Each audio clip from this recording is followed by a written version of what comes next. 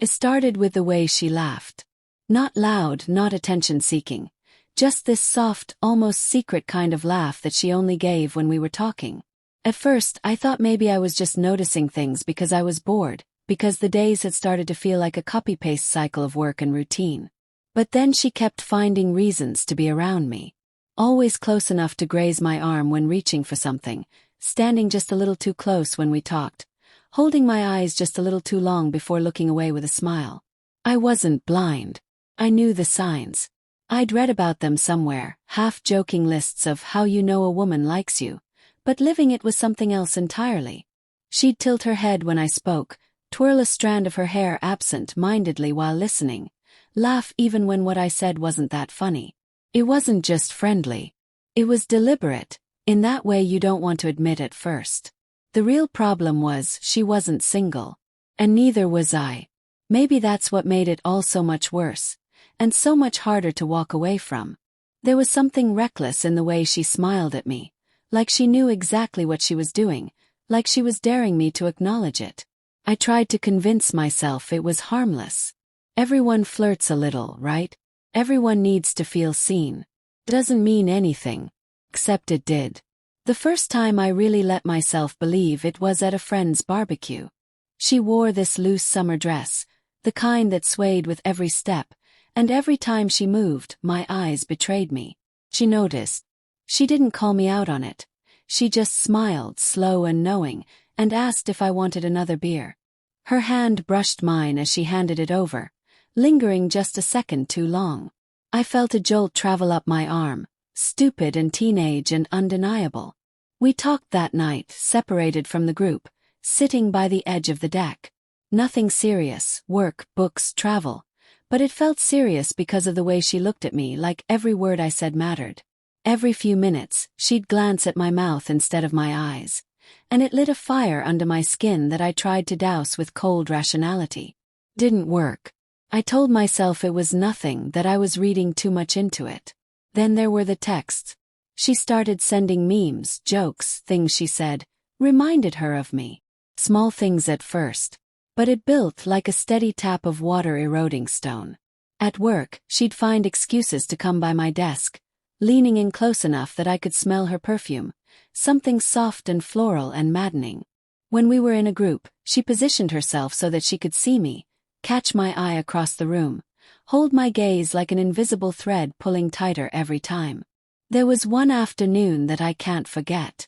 We'd been talking casually about music, favorite bands from high school, that kind of thing. She laughed and said she was embarrassed about hers. I teased her, of course, and she laughed again, that soft, private laugh, and swatted my arm.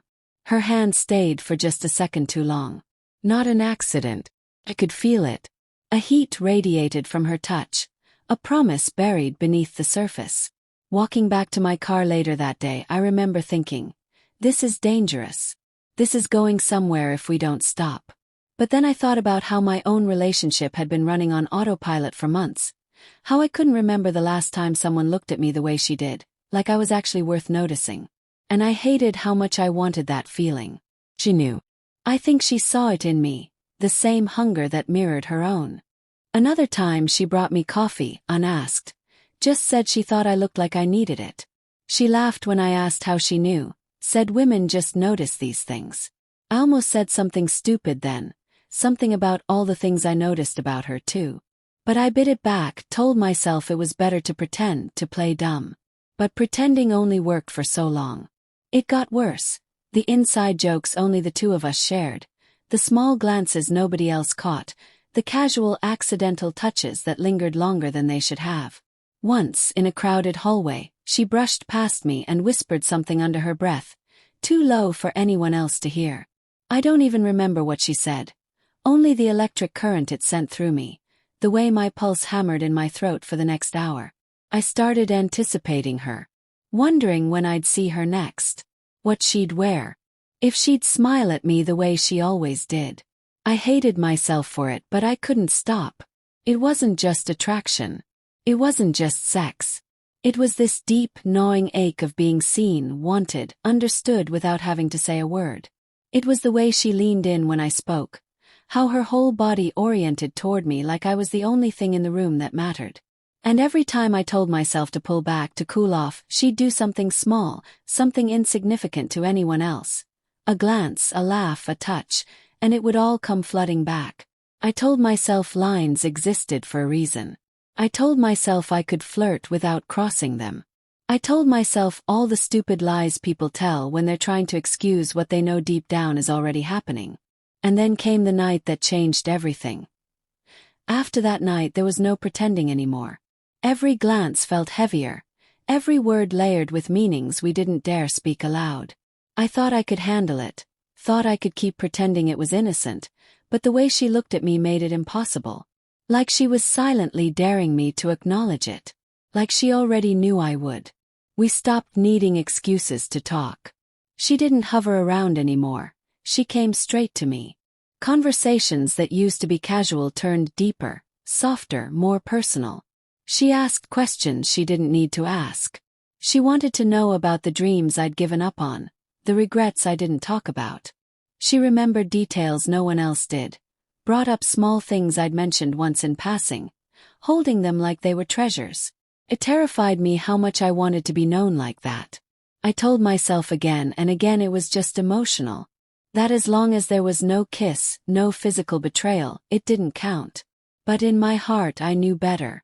Infidelity isn't always about bodies. Sometimes it's about the way you start saving pieces of yourself for someone who isn't yours to give them to. The worst part was how natural it felt. There was no awkwardness, no hesitation. It was like slipping into a story that had been written long before we arrived at the first page. She made it so easy to forget what was at stake. She made it easy to believe that maybe we deserved this, even if we didn't. One evening, after everyone else had left, she stayed behind to help me clean up. We moved around each other like we were afraid to touch but knew it was only a matter of time. It was too quiet, the kind of quiet that presses against your skin, making it hard to breathe. I passed her a glass to dry, and her fingers brushed mine, lingering. Neither of us pulled away. She asked if I was happy. Not in a casual, polite way, but in a raw, almost painful way, like she needed to know the truth. I didn't lie. I said I didn't know anymore. She nodded, looking down at her hands, and said she didn't know either. That moment cracked something between us that couldn't be patched back together. The conversation that followed wasn't rushed. It was slow, careful, like peeling back layers we didn't show anyone else. She told me she felt invisible most days, like she was playing a role instead of living a life. She said she didn't remember the last time she felt truly wanted. Her voice broke when she said it, and I hated how badly I wanted to be the one who changed that for her. I told her things I hadn't even admitted to myself. About how lonely it felt to lie next to someone who had stopped seeing me a long time ago. About how easy it was to start believing you weren't worth being looked at that way anymore. About how terrifying it was to realize you'd settled into a version of your life that didn't even feel like yours. The air between us shifted, charged with something too powerful to ignore. She was close, so close, and for a moment the world shrank to just the two of us, breathing the same heavy air. Her hand reached out, hesitated, then rested lightly on mine. I didn't move. Couldn't. Every nerve in my body was screaming at me to do something, anything, and at the same time warning me that if I did, there'd be no going back. Her eyes lifted to mine, full of fear and longing and something else I didn't dare name. I wanted to kiss her. God, I wanted to. But somehow I found the strength to stand up instead, muttering something about needing to go. She nodded, biting her lip, blinking hard like she was trying not to cry. The drive home was a blur. My chest hurt, tight with everything I hadn't said, everything I'd wanted to do. My phone buzzed once, a simple message from her. Thank you for listening. It meant more than you know. I stared at it for a long time before putting the phone face down, like hiding it would somehow erase what had already started between us. I should have blocked her. I should have cut it off clean. Instead I texted back. Started small. Folks. Late-night conversations about nothing and everything. Memes that made us laugh. Confessions about days that felt too heavy to carry alone. We built a little world between us. A secret place no one else could touch. It wasn't physical yet, but it was a betrayal all the same, and deep down we both knew it. Every time my phone lit up and her name appeared, a shot of guilt spiked through me, followed by a rush of something that felt disturbingly close to happiness. I hated myself for it, but not enough to stop. The conversations grew bolder. She'd send a picture of something she knew I liked. A song she said reminded her of me. Once, late at night, she said she wished she could be the one to make me smile again. I stared at that message for so long my screen dimmed and went black. Lines blurred so slowly it was almost imperceptible. Compliment here. A lingering comment there. A private joke about how easy it was to talk to each other, how natural it felt. I told myself it was still harmless, still safe, because we hadn't touched, hadn't kissed, hadn't crossed that final line. But every conversation was another stone on the path we were walking, blind and reckless toward something we couldn't take back. The worst part wasn't the flirting. It wasn't even the emotional intimacy. It was how good it felt. How alive she made me feel. Like I wasn't invisible. Like I wasn't just another obligation to someone who barely looked up from their phone when I walked in the room. She saw me. And I saw her. And in the end, maybe that was the real betrayal, the way we found in each other what we were supposed to find at home. It wasn't a question of if anymore. It was when. And when finally came faster than either of us were ready for. The build-up was unbearable. Every time we saw each other, it was harder to keep the conversation light. Harder to pretend we weren't standing on the edge of something that could ruin both of us. The more we resisted, the more inevitable it felt. She would glance at me like she was daring me to make the first move, but neither of us wanted to be the one to tip it over the edge. We both needed the other to do it first, so the blame could be shared. It wasn't a decision we made. It was 1,000 tiny moments adding up, the slow, steady gravity pulling us toward a place we couldn't come back from. We stopped pretending we weren't looking for excuses to be alone. A late meeting, a forgotten item, an offer to help with something that didn't need helping. Every opportunity was another test of restraint, and with every near miss, we grew more reckless. There came a point where even talking felt dangerous. Every word was loaded. Every silence was heavier than the words we left unsaid. She touched my arm lightly during a conversation, and I didn't step back.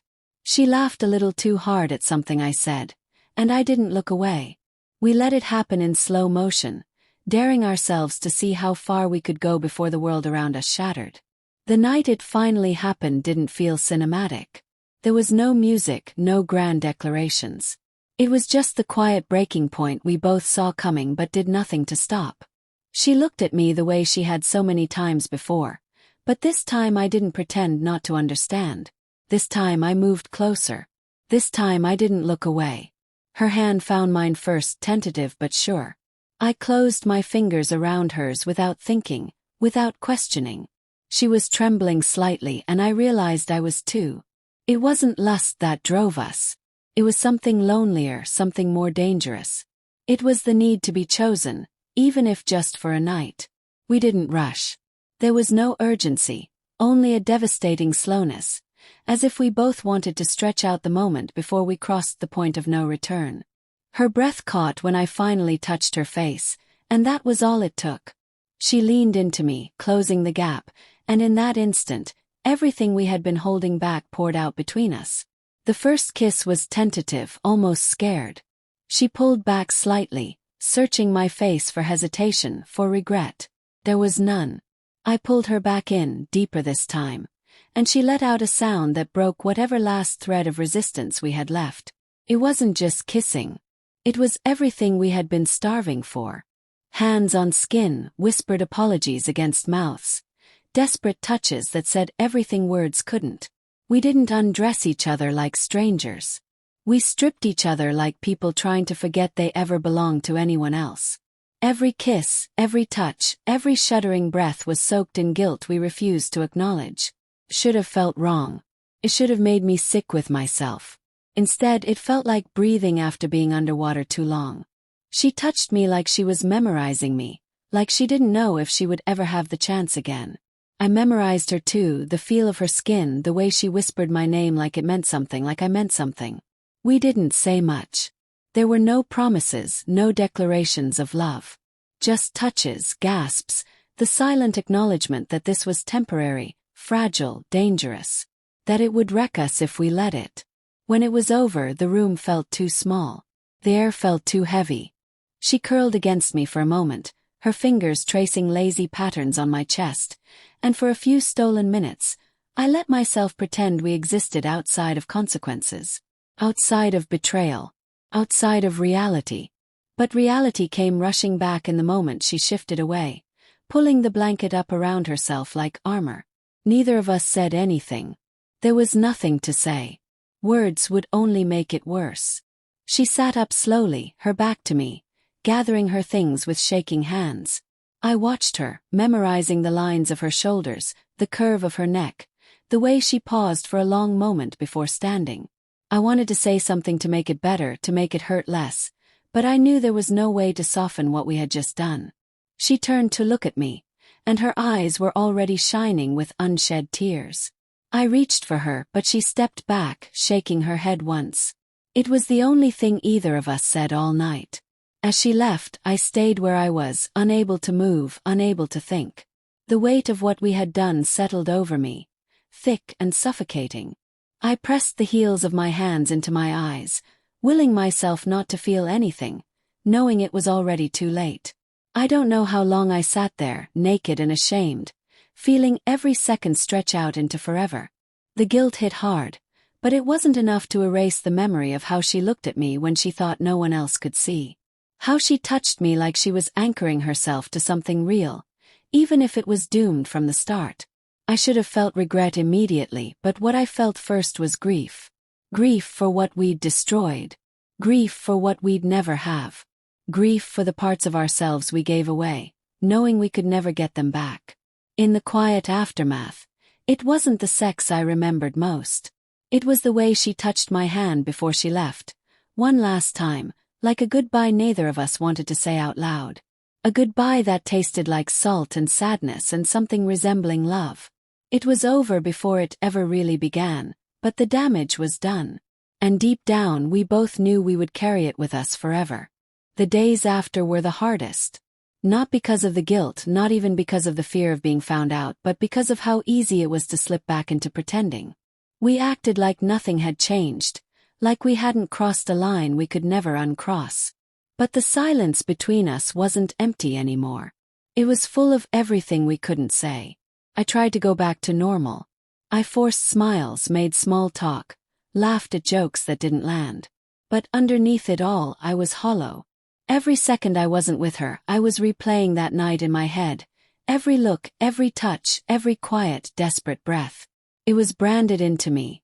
Impossible to forget no matter how much I wanted to. She kept her distance more now.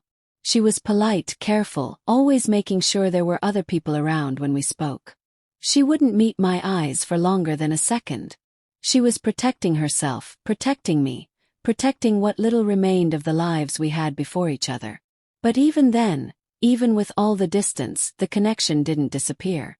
It sat there, just beneath the surface, undeniable and dangerous. The guilt eventually found its way in, heavy and relentless. It wasn't just about betraying someone else.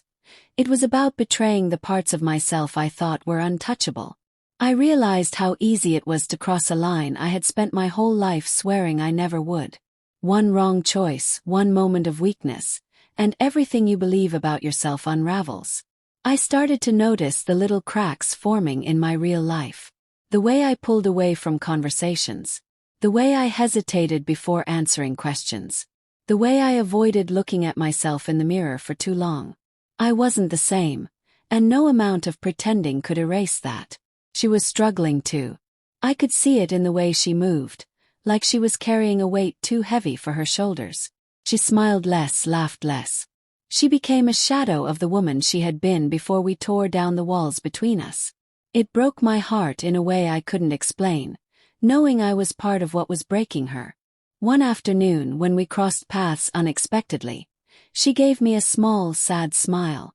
A smile that said she missed me, that she hated how things had to be, that she didn't regret what happened but wished she could. I wanted to reach out, to tell her that she wasn't alone in her guilt, in her grief, in her longing. But I couldn't.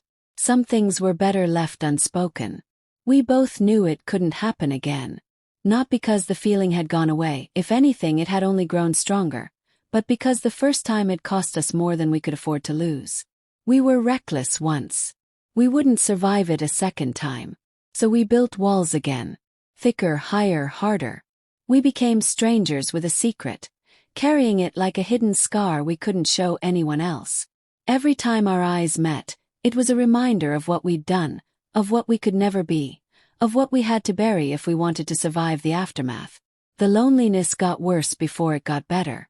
Not just the loneliness of missing her, but the loneliness of losing a version of myself I didn't even realize I had until it was gone. I had tasted something real, something raw, and going back to the shallow version of my life felt unbearable. But I had no choice. The consequences of that night weren't just mine to bear. There were people who trusted me, people who counted on me, people who didn't deserve the wreckage I was capable of creating. So I stayed, played the part. I wore the mask.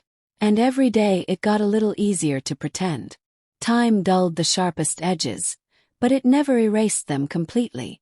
There were days I almost forgot. Days where I convinced myself it wasn't as serious as it felt. Days where the memory felt like a dream I could shake off. But then I'd see something, a song, a smell, a laugh, and it would all come rushing back. The way her hands fit in mine. The way she looked at me like I was worth something. The way it felt to be seen, really seen, even if only for a moment. We never spoke about it again. There was nothing left to say. Apologies wouldn't undo it. Explanations wouldn't make it right. We both knew that whatever we had in that moment had cost us something permanent. We would move on, but not untouched, not unscarred. In some ways, the pain of letting go was a punishment we both accepted without protest. It was the price of our choices, the tax on our weakness. And maybe, in a twisted way, it was what we needed. Proof that what we shared was real enough to hurt. I never stopped caring about her. I never stopped wondering what could have been if circumstances were different, if we had met at a different time in a different life. But love born from betrayal doesn't get a future. It only gets a memory. A ghost you learn to live with. In the end, we became what all forbidden things become. A story no one would ever hear, a secret buried under layers of guilt and necessity. A chapter closed before it could finish. Sometimes when I'm alone with my thoughts, I wonder if she thinks about it too. About me. About us. About what it meant. Maybe she does. Maybe she doesn't. It doesn't change anything either way. What happened between us wasn't just a mistake. It wasn't just weakness. It was two broken people reaching for each other in the dark, trying to find a reason to believe they were still alive. And for one night we did. But survival has its own demands, and love, the reckless, all-consuming kind, isn't enough to meet them. So we walked away. Not because we wanted to, but because we had to.